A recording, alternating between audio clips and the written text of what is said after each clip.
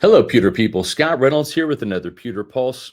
I'm a pretty objective guy, and I think I'm a realist when it comes to most things in life. And I've tried to apply that towards my coverage of the Tampa Bay Buccaneers for Pewter Report.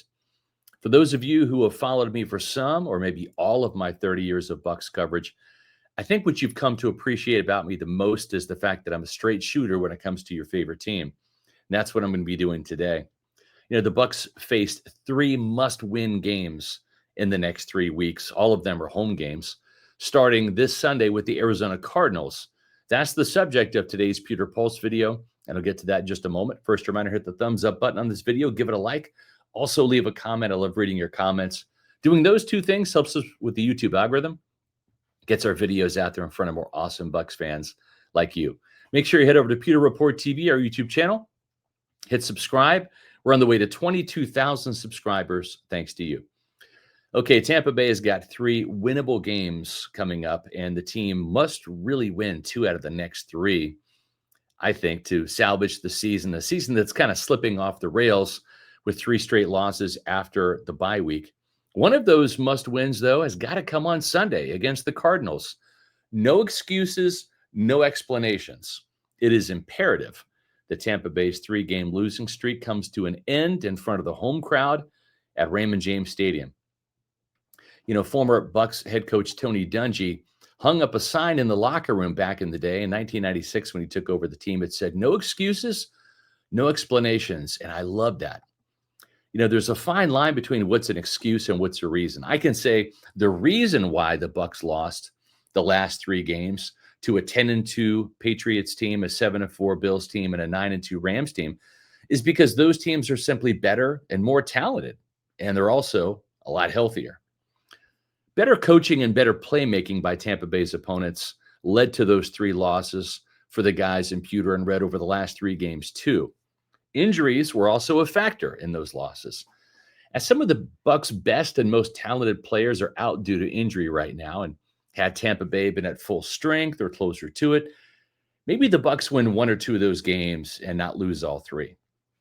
So injuries were more of a reason rather than an excuse, in my opinion, over the last 3 weeks. But the next 3 opponents are the 3-8 Cardinals, the 2-9 Saints, and the 4-7 Falcons. Those 3 teams average 3 wins apiece, half the number of games that the 6-5 Bucs have won at this point in the season. Now, Tampa Bay has lost to some great teams this year and has not lost to a team yet that is at 500 or has a losing record. Of the Bucs' 5 losses this season, 3 of them have been against division leaders, the Eagles, the Patriots, and the Rams. And no loss has been to a team with fewer than 7 wins. I still think this Bucs team is good, but obviously not great. And the amount of injuries to Tampa Bay star players has truly kept it from living up to its potential and possibly being great. I think injuries, in that sense, are a reason for that. But injuries can't be an excuse over the next 3 games, starting with the game against the Cardinals on Sunday. You see, the next 3 opponents have backup quarterbacks, starting with Arizona's Jacoby Brissett. Arizona has 18 players on injured reserve, including starting quarterback Kyler Murray, starting running backs James Conner and Trey Benson, along with starting inside linebacker Mack Wilson Sr., starting right tackle Jonah Williams, and starting wide receiver Zay Jones. Starting defensive tackle Walter Nolan, one of their top picks, starting right guard Will Hernandez, and current running back Amari DiMercato aren't expected to play, and the Cardinals are expected to be down to their 3rd string right tackle on Sunday against Tampa Bay. So this is a battle between 2 banged-up teams, and it could come down to coaching. Injuries can't be an excuse on Sunday for a reason that the Buccaneers might lose to the Cardinals. And we'll see if Baker Mayfield or Teddy Bridgewater ends up playing. But honestly, the Bucs should be able to beat the Cardinals with either quarterback. If not, this is going to fall on the head of head coach Todd Bowles and offensive coordinator Josh Broussard. Winning the turnover battle is paramount this week. The Bucs have fallen from +9 in that category to just +7 after last week's loss to the Rams, in which Mayfield threw 2 interceptions. Tampa Bay's defense has forced just 3 total takeaways in the last 3 games, and that's not good enough. The Bucs special teams forced a fumble on a punt in Buffalo, but Bowles' defense needs to get back to averaging at least 2 takeaways per game.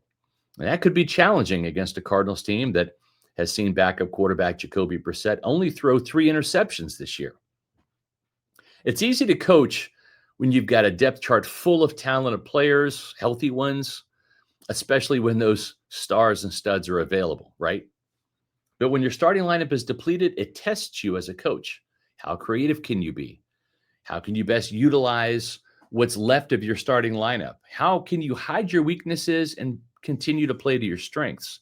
How quickly can you make those necessary in-game adjustments? Again, this game very well could come down to the coaching ability of Todd Bowles and Josh Grizzard. If Tampa Bay wants to win the NFC South for a 5th year in a row and make the playoffs for a 6th straight season, it needs to win really at least 2 out of the next 3.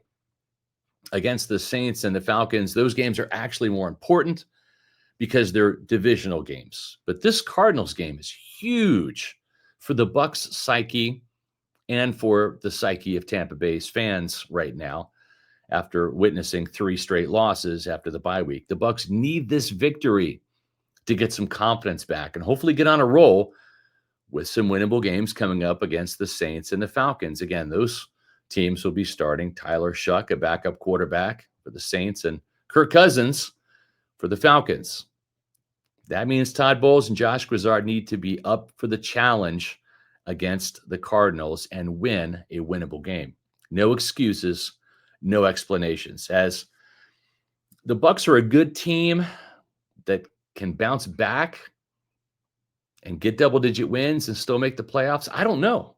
They're going to tell us. Or is this a bad team that is losing momentum at the end of the season rather than gaining it, as we've seen the Bucs do over the last 2 seasons with furious finishes after some mid-season lulls?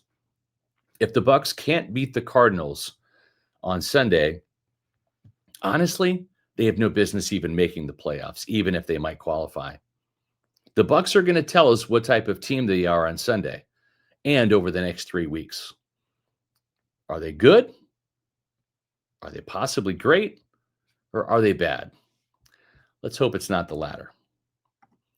Folks, we're on the way to becoming a 22,000 subscriber YouTube channel, thanks to you. That's Pewter Report TV. Make sure you head over there and check out our video content, my Pewter Pulse videos, my Bucs Brightside videos, my appearances on the Pewter Report podcast, and Pewter Pregame, which kicks off at 9 o'clock on Sunday morning right here on Pewter Report TV. Also streams live on X and Facebook at Pewter Report. That's where you can follow us on X, Facebook, and Instagram at Pewter Report. And check out pewterreport.com for my columns and analysis on the Tampa Bay Buccaneers, plus all the game coverage you're going to need. And I'll be back soon with the new Pewter Pulse.